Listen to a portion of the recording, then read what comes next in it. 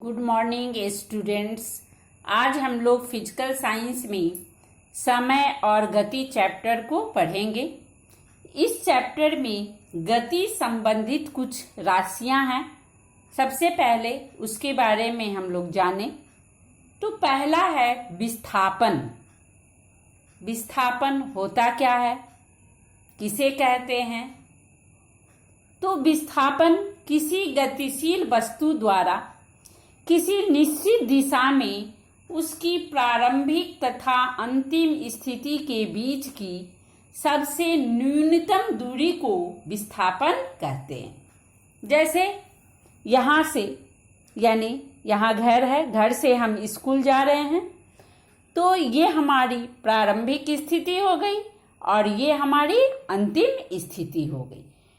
तो प्रारंभिक स्थिति और अंतिम स्थिति के बीच की सबसे न्यूनतम दूरी या न्यूनतम दूरी यहाँ भी हो सकता है या न्यूनतम दूरी यहाँ भी हो सकता है। तो इस न्यूनतम दूरी को ही हम लोग विस्थापन कहते हैं। जब प्रारंभिक और अंतिम स्थिति एक हो तो हमारा विस्थापन का मान क्या होगा? शून्य होगा। जैसे तुम अपने घर से स्कूल जा रहे हो, घर से स्कूल जा रहे हो, इसकी दूरी क्या है? 2 मीटर। 2 मीटर हम लोग मान लिए कि घर से स्कूल की दूरी 2 मीटर है। यानी घर से स्कूल गए, फिर हम लोग स्कूल से फिर पुनः हम लोग अपने घर की ओर आ गए, यानी घर पहुंच गए। तो 2 मीटर हमारा घर से स्कूल है, फिर स्कूल से घर कितना हुआ? 2 मीटर, यानी 2 + 2 कितना हो गया? 4 मीटर। 4 मीटर की दूरी को हम लोग तय किए, फिर भी हमारा विस्थापन क्या हुआ? शून्य हुआ। क्यों शून्य हुआ? क्योंकि हमारी प्रारंभिक स्थिति और अंतिम स्थिति, यानी यहाँ से चलना शुरू किए, फिर हम लोग घर को ही पहुंच गए। यानी प्रारंभिक और अंतिम दोनों स्थिति एक ही है। यानी घर से चलना शुरू किए, पुनः हम लोग घर को ही पहुंच गए। यानी प्रारंभिक और अंतिम स्थिति यदि एक हो तो विस्थापन का मान क्या होगा? शून्य होगा। विस्थापन का एसआई पद्धति में इकाई मीटर होता है। मीटर होता है। अब हम लोग दूरी के बारे में पढ़ेंगे। दूरी किसे कहते हैं? तो किसी गतिशील वस्तु द्वारा अपनी प्रारंभिक स्थिति से अंतिम स्थिति तक जाने में संपूर्ण पथ की लंबाई को दूरी कहते हैं। जैसे यहाँ पर, यानी यहाँ पर कोई गतिशील वस्तु है, यानी यहाँ से हम चलना शुरू किए तो हम किसी भी दिशा में हम जा सकते हैं। किसी भी दिशा में हम जा सकते हैं। तो जहाँ से चलना शुरू किए और जहाँ चलना खत्म किए, किसी भी दिशा में हम लोग जाएंगे तो ये संपूर्ण रास्ते की जो लंबाई होगी उसे हम दूरी कहेंगे। और दूरी की भी एसआई पद्धति में इकाई जो होती है वह क्या होती है? मीटर होती है। अब हम लोग चाल के बारे में पढ़े। चाल किसे कहते हैं? तो किसी गतिशील वस्तु द्वारा इकाई समय में तय की गई दूरी को हम लोग क्या बोलेंगे?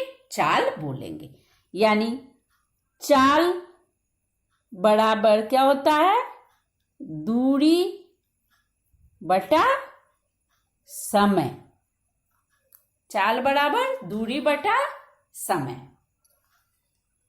अब हम लोग वेग के बारे में जाने। वेग क्या होता है? तो किसी गतिशील वस्तु द्वारा किसी निश्चित दिशा में इकाई समय में तय की गई दूरी को हम लोग क्या बोलेंगे? वेग बोलेंगे। तो चाल और वेग में अंतर क्या है? चाल और वेग में अंतर है कि वेग में दिशा निश्चित होगा, लेकिन चाल में दिशा निश्चित नहीं होता है। या इकाई समय में तय की गई दूरी को हम लोग क्या बोलेंगे? चाल बोलेंगे। और इकाई समय में ही निश्चित दिशा में तय की गई दूरी को हम लोग क्या बोलेंगे? वेग बोलेंगे। यानी वेग बराबर क्या हो जाएगा? वेग बराबर हो जाएगा तय की गई दूरी बटा समय। गतिशील वस्तु द्वारा निश्चित दिशा में तय की गई दूरी बटा समय, यानी वेग बराबर भी दूरी बटा समय होता है। लेकिन यहाँ समय क्या होगा? निश्चित दिशा में तय की गई दूरी होगी। और लगा समय से भाग दे देंगे तो हमारा वेग निकल जाएगा। और वेग की इकाई एसआई पद्धति में वेग की इकाई क्या होती है? मीटर प्रति सेकेंड जो है वह वेग की इकाई होती है। इसके बाद हम लोग त्वरण के बारे में पढ़ेंगे। तो किसी गतिशील वस्तु के वेग परिवर्तन की दर को त्वरण कहते हैं। यानी इकाई समय में वेग में जो परिवर्तन होगा तो उसे हम लोग क्या बोलेंगे? त्वरण कहते हैं। यानी त्वरण इक्वल टू क्या हो जाएगा? त्वरण बराबर हो जाएगा वेग में परिवर्तन। वेग में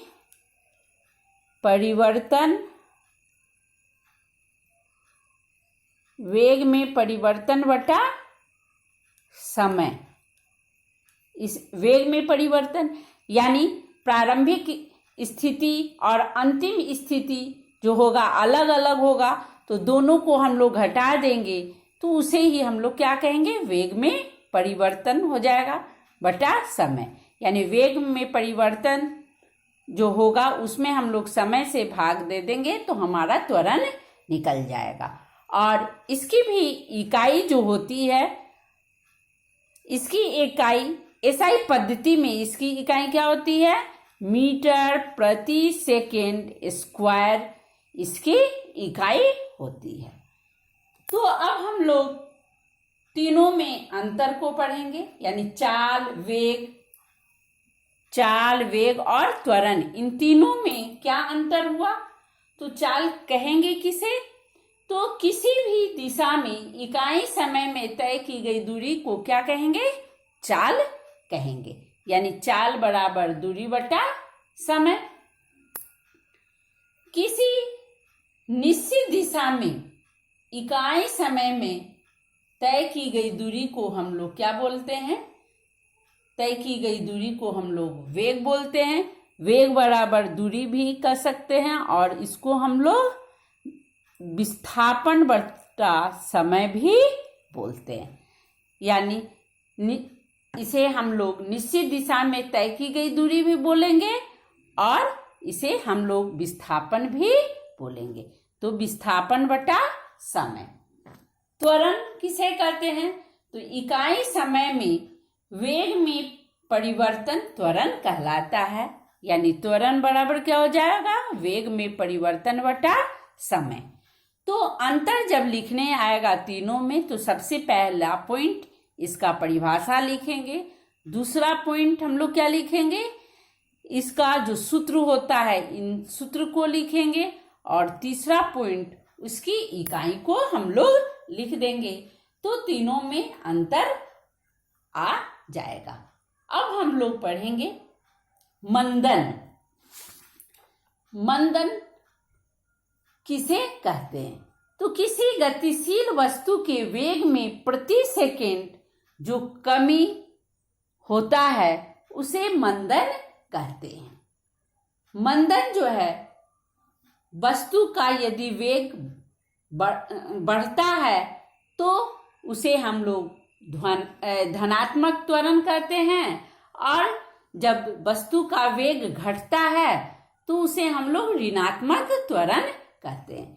यानी त्वरण जो है दो प्रकार का होता है, ऋणात्मक त्वरण और धनात्मक त्वरण। यह वस्तु के वेग के बढ़ने और घटने के कारण यह त्वरण उत्पन्न होता है। यानी इसे हम लोग फिर से दोहरा रहे हैं, यानी मंदन में वस्तु का वेग घटता भी है और वस्तु का वेग क्या होता है, बढ़ता भी है। तो यदि घटेगा तो उसे हम ऋणात्मक त्वरण, और यदि बढ़ेगा तो उसे हम लोग धनात्मक त्वरण कहते हैं। अब हम लोग मंदन से संबंधित कुछ प्रश्न है, उस प्रश्न को हल करेंगे। तो हमारा पहला प्रश्न है, यदि कोई व्यक्ति 10 मीटर दूरी को 5 सेकंड में तय करता है तो व्यक्ति का चाल ज्ञात करो। तो यहाँ प्रश्न में हमारा क्या क्या चीज दिया हुआ है। प्रश्न में हमारा, आप लोग देखिए, प्रश्न में हमारा दो चीज दिया हुआ है। पहला क्या दिया हुआ है, पहला दिया हुआ है दूरी। दूरी क्या है, 10 मीटर, और समय दिया हुआ है, समय क्या है हमारा, 5 सेकेंड। तो चले इस सवाल को हम लोग हल करते हैं। तो लिखेंगे दूरी बराबर 10 मीटर, दूरी बराबर कितना हो गया, 10 मीटर, और लगा समय कितना है, 5 सेकेंड।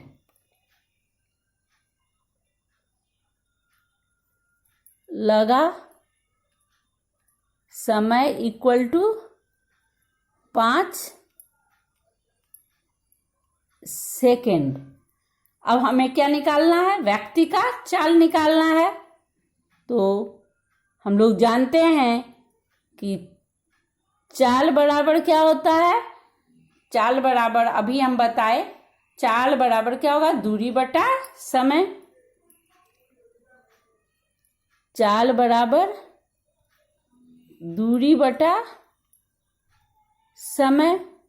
अब दोनों के मान को यहाँ रख देंगे, यानी दूरी कितना है, 10 मीटर, और समय कितना है, 5 सेकेंड। 10 मीटर है और यहाँ 5 सेकेंड है। इसे हम सरल रूप में लाएंगे, यानी कितना आया, 5 दूनी 10, यानी 2 मीटर प्रति सेकेंड। यानी व्यक्ति का चाल कितना निकला, 2 मीटर प्रति सेकेंड। अब हमारा दूसरा जो सवाल है वह सवाल है कि यदि आपके स्कूल से घर तक की न्यूनतम दूरी 500 मीटर है, जिसे बस 10 सेकंड में तय करता है, तो बस का मान बताओ। यानी न्यूनतम दूरी यानी विस्थापन कितना दिया हुआ है, 500 मीटर, और बस को लगा समय कितना दिया हुआ है, 10 सेकंड। तो हमारा विस्थापन और समय दिया हुआ है, तो वेग हमें निकालना है। तो हम इसको लिखते हैं। यहाँ दिया हुआ है विस्थापन, क्योंकि यहाँ बोल रहा है कि स्कूल से घर तक की न्यूनतम दूरी, तो स्कूल से घर तक की न्यूनतम दूरी जो दिया हुआ है उसे हम लोग क्या बोलेंगे, विस्थापन कहेंगे। यानी विस्थापन बराबर 500 मीटर, और लगा समय कितना है, सवाल में दिया हुआ लगा समय 10 सेकेंड। लगा समय जो है 10 सेकेंड है।